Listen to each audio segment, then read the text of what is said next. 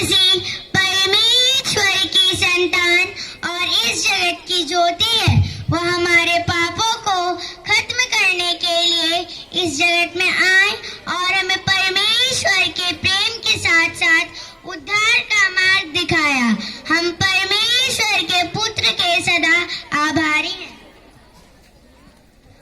हे मेरे प्रिय मित्रों, हम अपने पापों से मन फिराकर पवित्र परमेश्वर को ग्रहण करें। बाइबल पवित्र शास्त्र में यह लिखा है, सत्य, मार्ग और जीवन यीशु है। धन्यवाद।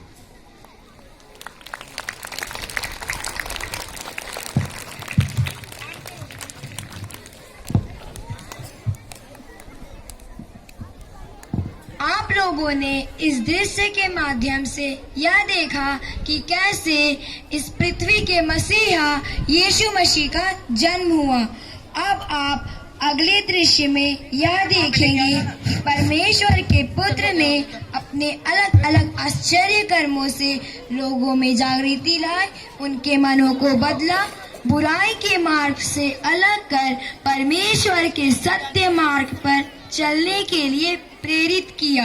मुझे विश्वास है कि आप आने वाले दृश्य का आनंद लेंगे।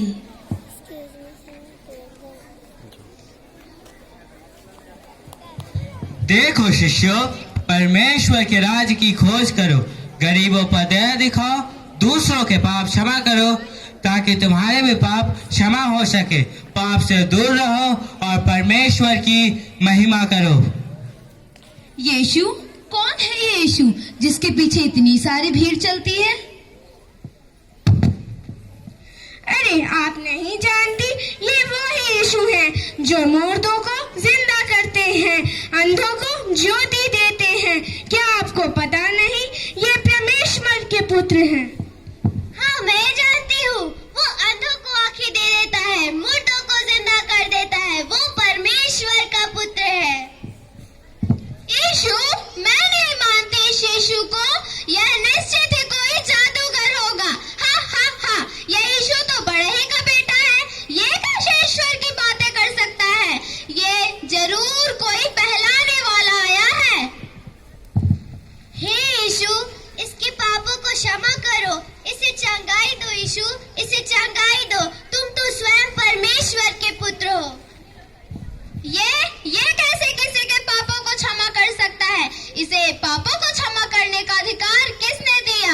ये तो सिर्फ परमेश्वर ही कर सकते हैं। मन ही मन क्यों बुराई सोचते हो? अधिक सहज क्या है, इसके पाप क्षमा करना अथवा यह कहना कि उठो, अपनी चारपाई उठाओ और अपने घर जाओ। लेकिन तुम सब यह जान लो कि परमेश्वर का पुत्र पाप क्षमा करने का अधिकार लेकर आया है। उठो पुत्र, तुम्हारे पाप क्षमा हुए।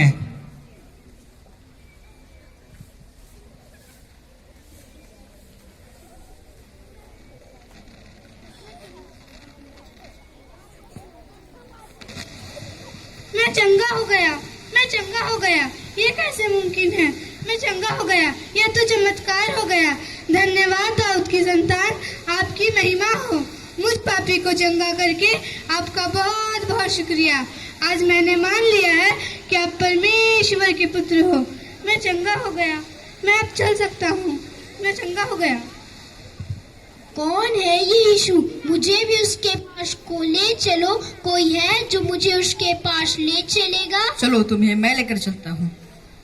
यीशु, मेरे पाप क्षमा करो। यीशु, मेरे पाप क्षमा करो। मेरी आंखों की रोशनी लौटा दो। यीशु, मेरी आंखों की रोशनी लौटा दो।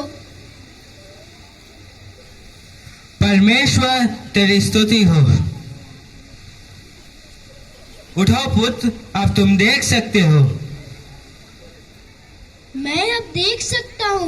मैं अब पूरे संसार को देख सकता हूँ। यह तो चमत्कार हो गया यीशु, यह तो चमत्कार हो गया।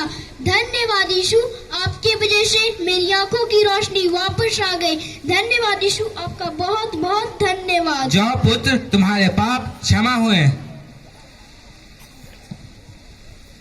और इस प्रकार परमेश्वर के पुत्र ने अनेक लोगों को चंगा किया अंधों की आंखों की ज्योति दी और उनके पापों से उन्हें मुक्त कर उनके जीवन को परमेश्वर के ग्रहण योग्य बनाया।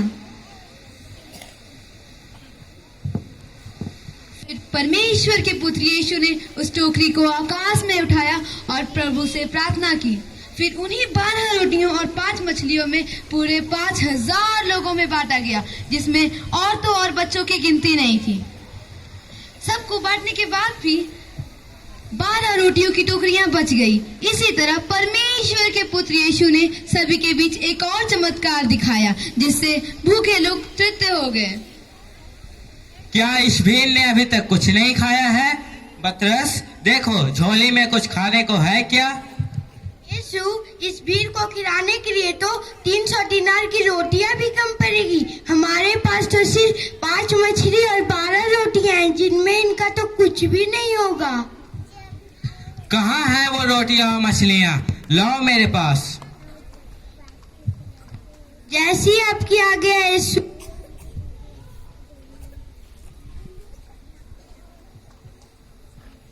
परमेश्वर इस भोजन को आशीष करे। लो पतरस, इसे भीड़ में बांट दो। जैसी आपकी आज्ञा है यीशु।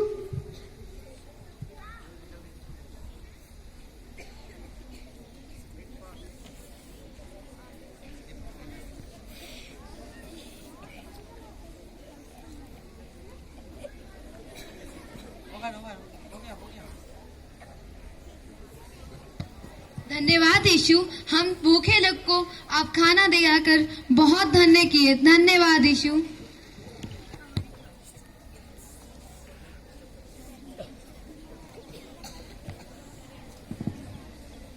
तो ये थी यीशु की जन्म कथा, उनके आश्चर्य कर्मों की कहानी। तो आइए देखिए नाटक हमें क्या सिखाता है। यीशु के जन्म से यीशु से लगभग 700 साल पहले यीशु के जन्म से संबंधित एक भविष्यवाणी पुराने नियम बाइबल की पुस्तक में दर्ज की गई है, जो हमें यशायाह 7 की 14 वचनों में मिलता है। यहाँ इस प्रकार क्या लिखा है? तुम्हें किंतु मेरा स्वामी परमेश्वर एक स्वप्न दिखाएगा।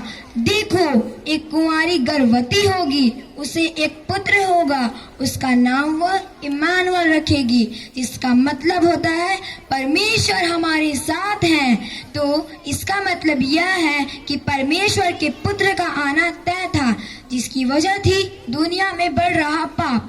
दुनिया को बढ़ते हुए पाप से बचाने के लिए परमेश्वर ने अपने इकलौते पुत्र को दे दिया। यहाँ यह भी लिखा है कि परमेश्वर ने जगत से इतना प्रेम रखा कि उन्होंने अपने इकलौते पुत्र को दे दिया, ताकि जो कोई उस पर विश्वास करे उसके जीवन का नाश ना हो पाए, परंतु अनंत जीवन पाए। तो यह समय है अपने विश्वास को मजबूत बनाने का, जैसे कि यूसुफ और मरियम ने किया। तो हमें इस कहानी से 3 प्रमुख बातें जानने को मिलती है। पहली बात, जो सरल इंसान परमेश्वर से प्यार और उस पर विश्वास करता है, परमेश्वर सदा उस पर प्रसन्न होते हैं। दूसरी बात, किसी भी बड़ी चीजों की शुरुआत छोटी चीजों से ही होती है। जैसे यीशु का जन्म कितनी साधारण तरीके से एक गौशाले में हुआ। तीसरी और प्रमुख बातें, परमेश्वर हमें जो भी आज्ञा दे हमें उसका पालन करना चाहिए, जैसे यूसुफ और मरियम ने किया। तो आइए इस क्रिसमस हम अपना जीवन आनंदी नहीं बल्कि ऐसा बनाएं जो परमेश्वर की ग्रहण करने योग्य हो। धन्यवाद।